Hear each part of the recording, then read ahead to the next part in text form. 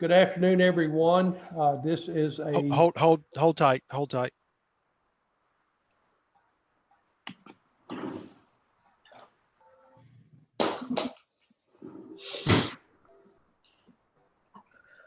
We're good to go. good afternoon, everyone. This is a special called meeting of the Academic Affairs Committee.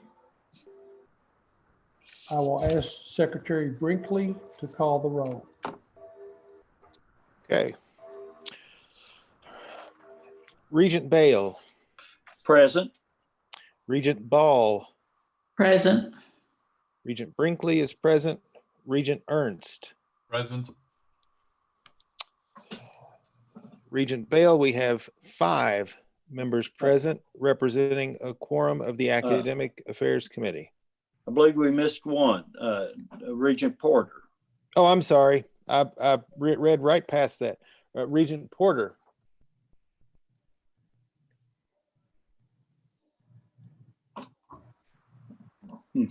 He's muted.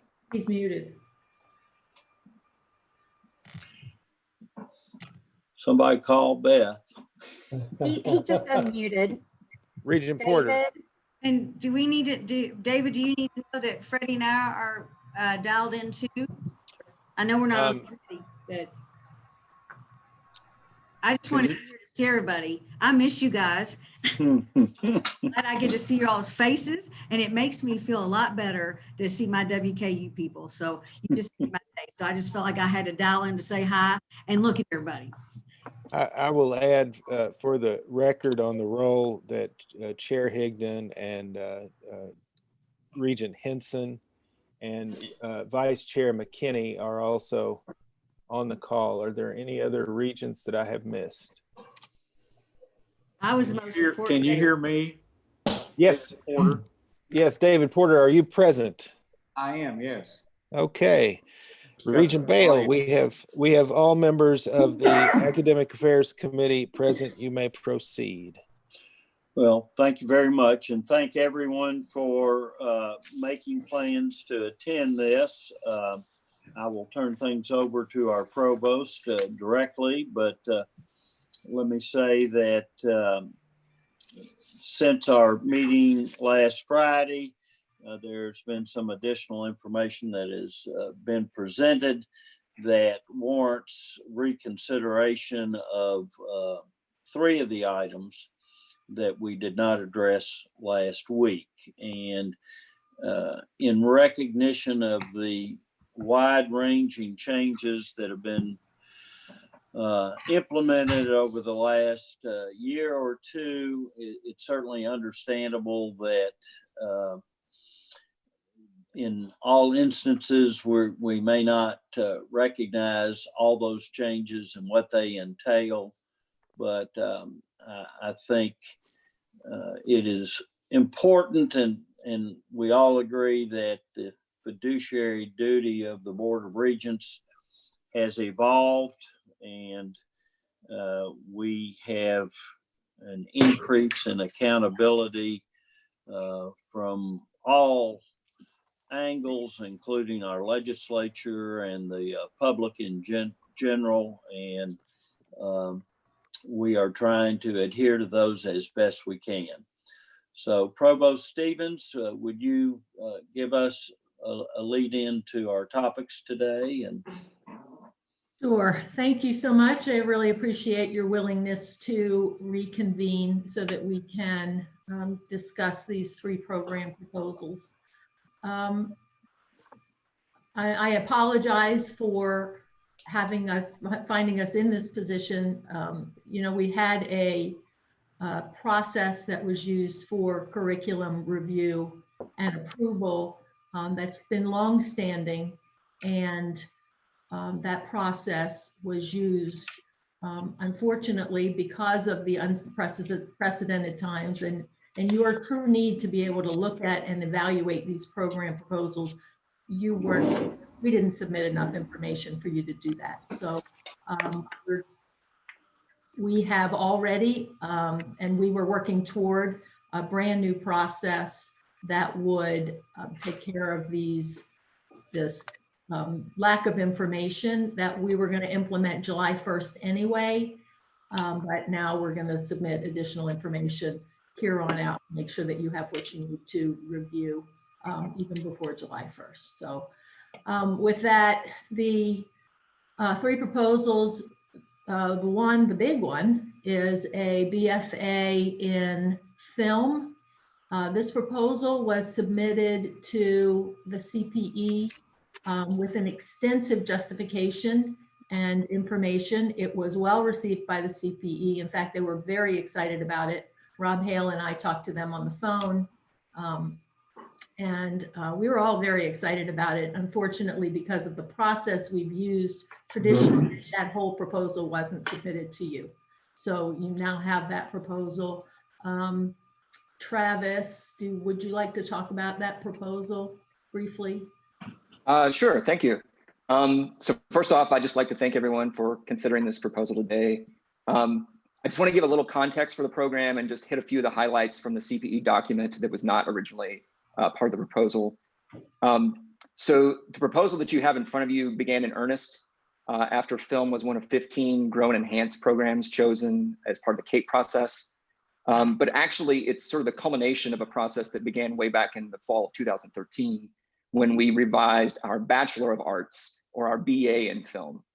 And so a lot of those changes that we made at that time were looking towards the future when the resources would be in place that we could put forward a BFA or a Bachelor of Fine Arts degree.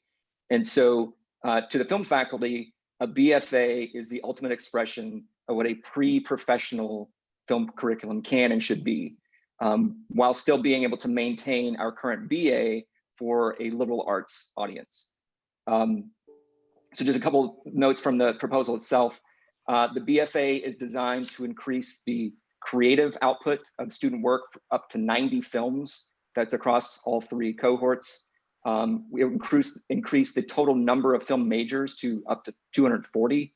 And that's not an arbitrary number. We get about 60 incoming film majors every year. Granted, we do lose some of them to other majors. I think part of that is because of the demands of the current BA curriculum, because we've tried to make the BA pretty much as much a BFA as will fit into a liberal arts degree. But we feel that by offering a liberal arts BA alongside this new BFA, we will be able to find a home for those 240 students between the 2 programs. Data provided by Grain Associates to WKU shows that at both the state and the national level, that inquiries for similar programs are tracking at the 90th percentile and that Google searches are in the 95th percentile. So this data would suggest, at least proportionally, Kentucky is on track with the nation in terms of student interest in these programs. And I'll mention that based on our own Qualtrics survey, 57% of current film majors and 50% of our alumni who responded said they would have chosen another Kentucky university if they had offered a BFA in film production. So just in closing, I'd just like to reiterate, this is a pre-professional degree. It's designed to prepare students to directly enter the workforce in accordance with state and CPE directives for workplace training. It is designed to live alongside our current liberal arts BA for those students who might not want to jump into the BFA for a pre-professional track. In terms of cost revenue, the worksheet or the spreadsheet that's included in the CPE proposal demonstrates a net positive revenue, even with a new faculty hire, of roughly $800,000 per year, or nearly $4 million over 5 years.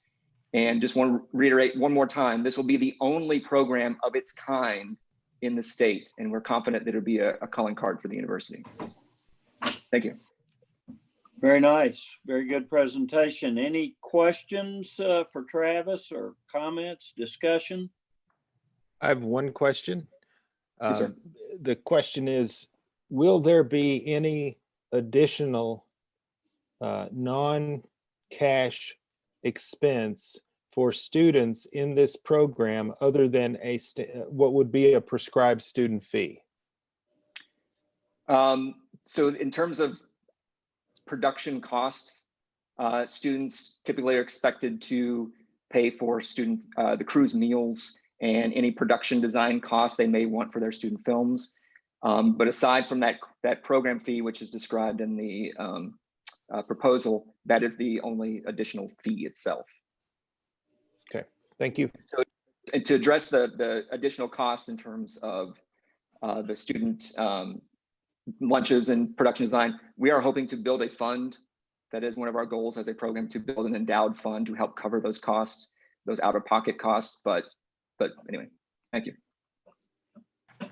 Any other questions? Yeah, I have, go ahead. Klaus?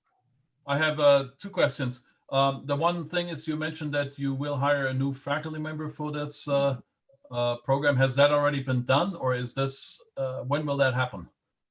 That was we were actually in process of lining up some Zoom interviews but that's one of the pauses that's been, or one of the lines has been paused.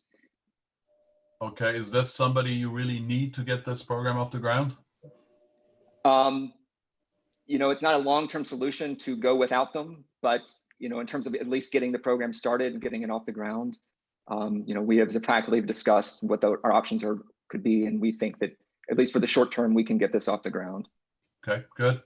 The other question I have is, this program involves a lot of practica.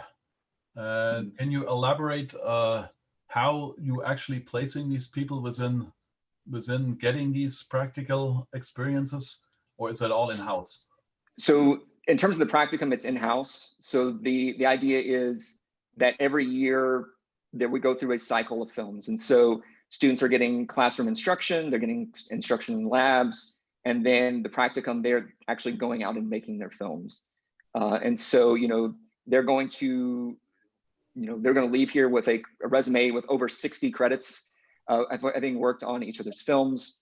And that includes what we call above the line, which are the creative positions, you know, the marquee positions like director, writer, producer, cinematographer, as well as what we call below the line positions, which are the crew positions. And so, you know, it is an exorbitant amount of work. And this is actually one of the problems that we're trying to solve with the BFA is in the BA, it's just hard to fit all that in a way that's fair, just with the amount of hours. You know, we're talking about just one film shoot is a 12-hour day.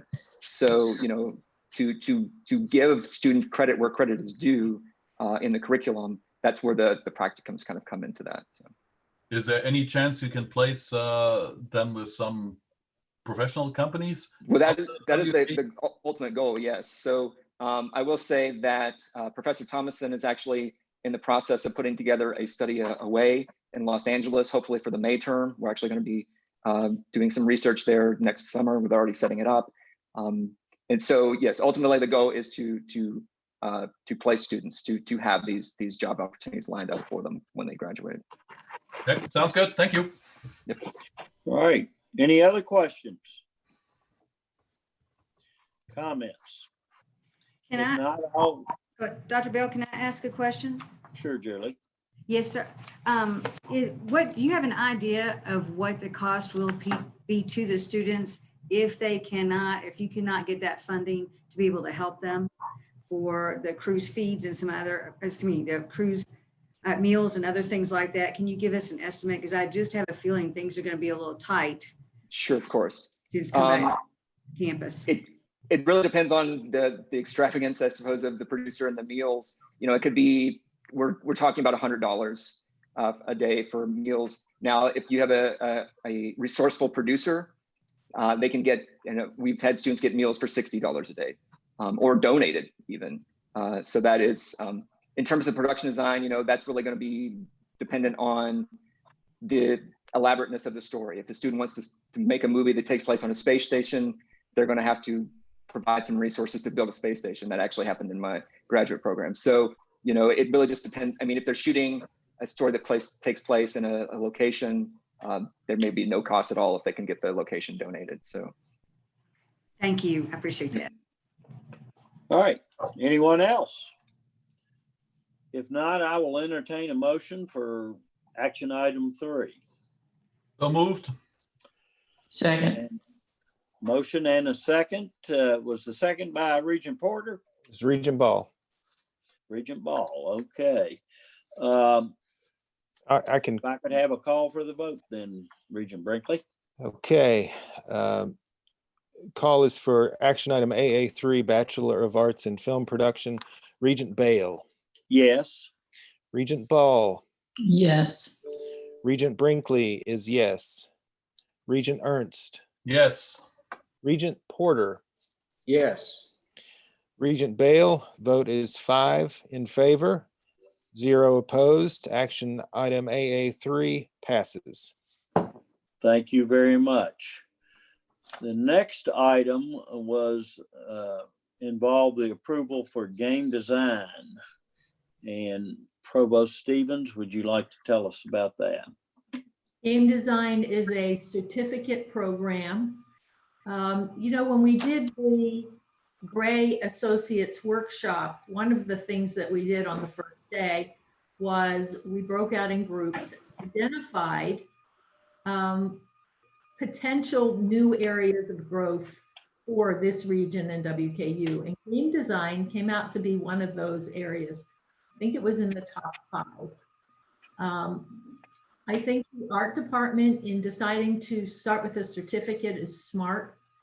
It's a way of developing a program that doesn't add any expense, really, because the courses are already being offered. But it's pulling 3 different departments across 2 different colleges together in an interdisciplinary way to build a program that's very innovative. Christina you want to talk about it a little bit?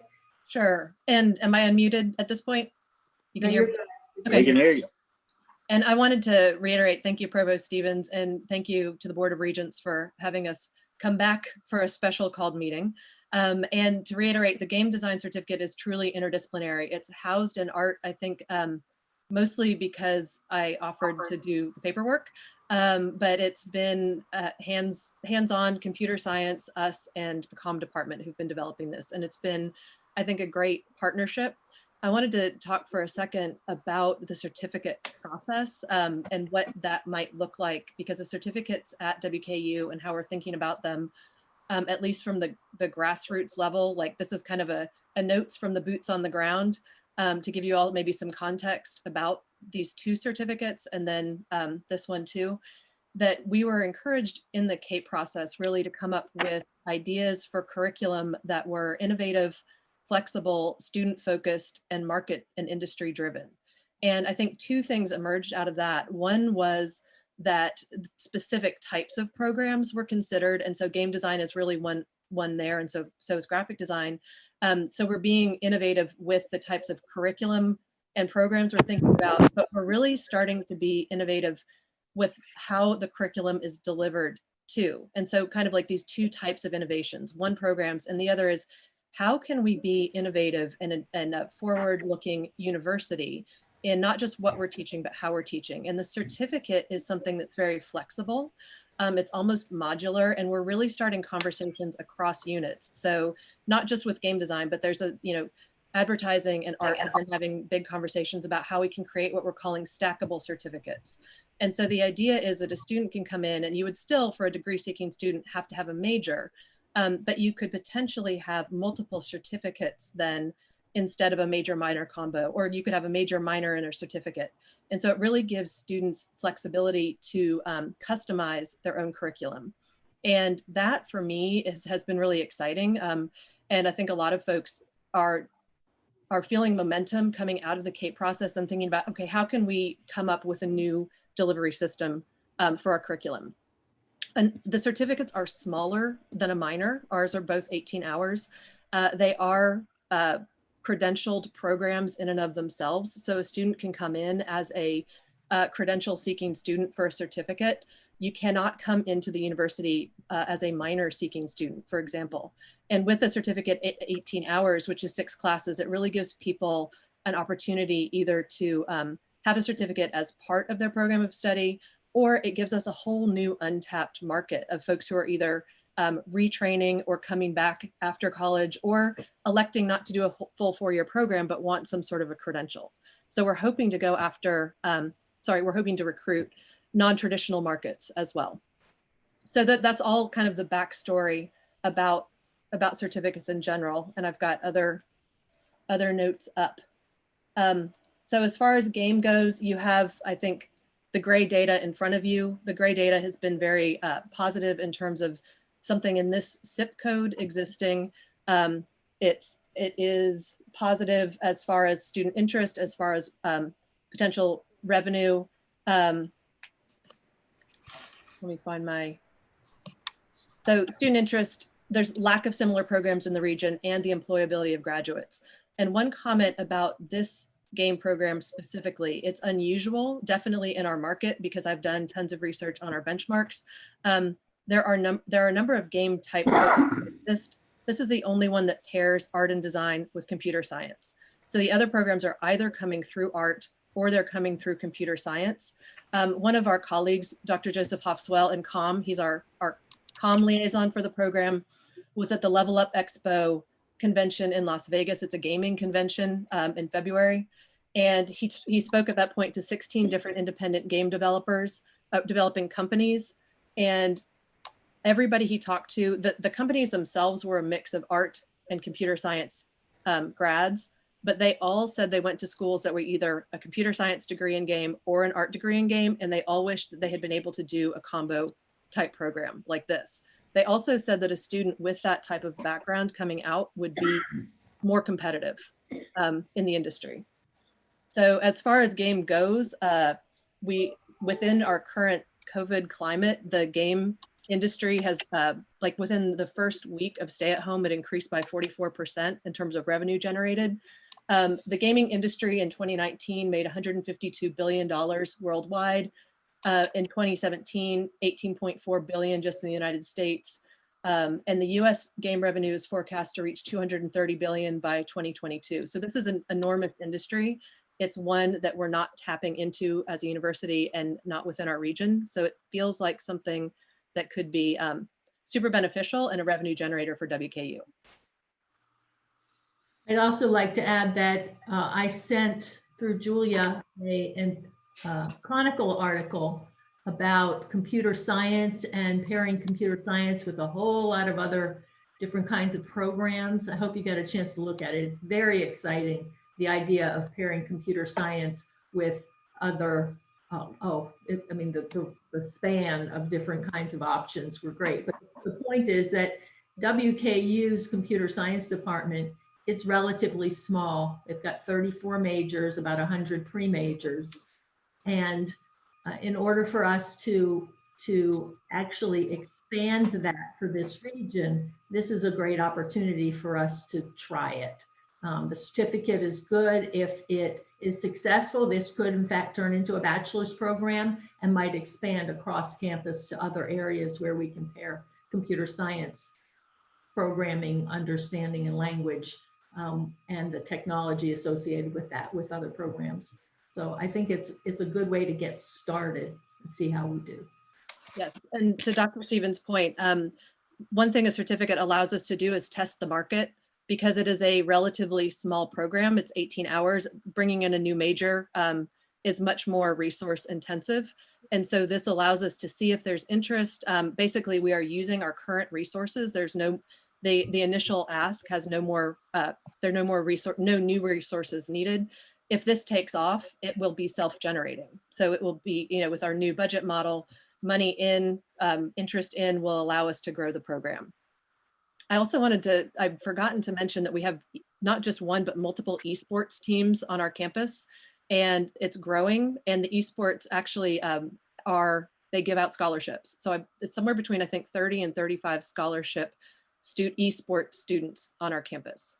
And again, this is something this is not a shrinking market. I think we were all impressed with a recent presentation by that group and by the fact that they formed their own fraternity, sorority group, supportive of each other, and it was very good to see. So this fits very nicely. Anyone have any other specific questions or comments? I want to make a comment here. I'm very glad that this program is going to be is back on our agenda, because it is quite unique for this university, because I don't recall any program which is jointly between Ogden College and the arts department. And so we all should get out of our boxes And the other thing is I have been teaching the Gatton students some introductory programming. And from that group of students, I know that if they're given a choice of what they want to do as a project, game design is right on the top there. That's what all of them would like to do. And so I think this will take off. I have no doubt on that. Very good. Any other comments, questions? I'm just curious because I don't know, who are the firms regionally or locally that hire, if you can understand. Can you all hear me? Yes. Who's hiring these folks? I also, to echo Klaus's point, this is exactly the kind of trans-institutional work we need to be doing. The interesting questions and the interesting work happens at the edges and crossovers of disciplines, not in single disciplines anymore. So I'm really excited about that. But I'm just curious. I don't know the companies. Are they in Nashville, Louisville, Atlanta? Where are they? Nashville, Louisville, Cincinnati's a big one. Indy, and definitely Atlanta. I'm just curious what I just would like to, at some point, I'd like to know the names of the companies. Yes, I will have to get you those because they're all weird and I can't remember them. I apologize. No, it's okay. I just, having an understanding of the market is important, particularly as and you're right, we are recruiting 30 of these young esports athletes each year. So. All right. I'll entertain a motion. So moved. Second. And a motion by Regent Ernst and a second by Regent Brinkley, I believe. Yes, sir. I'll ask for call for the vote. Vote for action item number 8, game design undergraduate certificate, Regent Bale. Yes. Regent Ball. Yes. Regent Brinkley is yes. Regent Ernst. Yes. Regent Porter. Yes. Thank you, sir. Chair Bale, the vote is 5 in favor. Action item AA8 is passed. Thank you very much. Thank you. I wanted to just make a note. I got a text, a phone a friend. Lexington has been named the 6th best game developer city in the US. Wow. So we'll Right. get you some names of where. And Yeah. Dr. Bale, just because you might be interested, the WKU Sisterhood awarded a grant to eGames last fall in our November meeting. So we definitely were impressed with the program. Yeah. Yeah. Great organization. All right. Our last item is AA9, approval for graphic design certificate program. Provost Stevens. This, again, a certificate program in the art department, 18 hours, and it focuses on developing concepts and tools needed for effective visual communication. And it targets, this is interesting because it can, just like gaming, it can pair with a variety of different majors across campus. It can also be used or be attractive to adult learners who are looking for an additional credential or to help themselves move forward in the organization in which they currently work. Christina, you want to talk further? Hello again. It's also me. Somehow it just happened. Well, and again, thank you for listening to our information. The graphic design certificate is really designed to make our most popular program more available to a wider audience. So our graphic design BFA is a 79-hour program in major. So that is significant. That's one of the largest majors on campus. And this is what we're proposing is an 18-hour certificate. And our classes are sought after by students across the campus. And so part of this, the reason for developing the certificate really came from campus asks. And that was coming out of marketing and all the schools in the school, or all the programs in the School of Media, even honestly athletics. A number of students who would intern in the athletics department and come to us and be interested in taking our classes. We have had a number of graphic design students go on to do sports marketing, working as coaches and recruiters. And so the basic skills in graphic design are what people use in kind of I would say in every industry. So this is to make somebody either more marketable in an allied or even an unallied profession, something like nursing. We have nurses in our program right now. Or to come back and do retraining, or somebody who has their own small business or works for a small business or nonprofit and needs to wear multiple hats. And one of those hats is always design, social media marketing, personal branding, all of the things. And this isn't an advertising certificate. And I was saying before, we have been talking with colleagues in other departments. This is a certificate that would pair well with other majors and also with other certificates. It's targeted, as I said, to both traditional and non-traditional students. Thinking about what types of like who will this pair with well, and who have we actually had come to our campus or come to our program.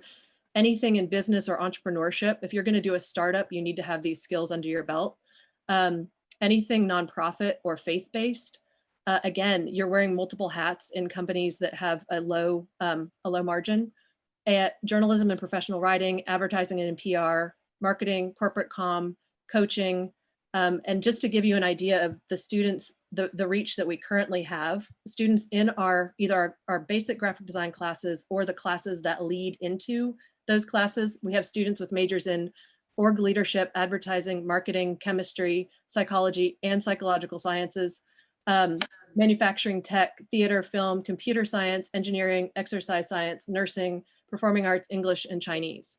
So there are, we know there are students across the university interested in this certificate because they're already taking our classes.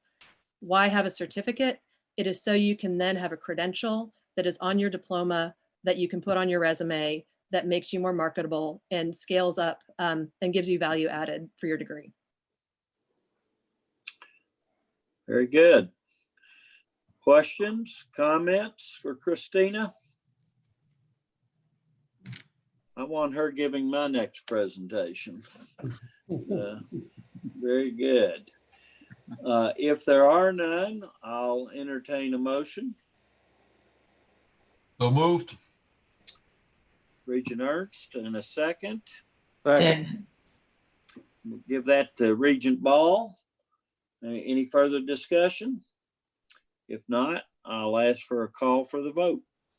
Vote is for action item AA9, graphic design undergraduate certificate, Regent Bale. Yes. Regent Ball. Yes. Regent Brinkley is yes. Regent Ernst. Yes. Regent Porter. Yes. Chairman Bale, the vote is 5 yes. AA9 graphic design undergraduate certificate is approved. All right, thank you very much. And again, I want to thank everybody for arranging their schedules to come together. As we've said before, anytime we can promote student success, it's worth whatever effort we have to go to do that. So Chairman Higdon or President Caboni, any comments? Just from my perspective, it's interesting watching a virtual committee meeting. I appreciate the flexibility of the Regents to do this, but I think that as we think about the way in which the Regents do our work, do your work, do the university's work going forward, this is an interesting outlet for us to be able to get some things done that perhaps we haven't otherwise. And thanks to all of you for learning how to Zoom.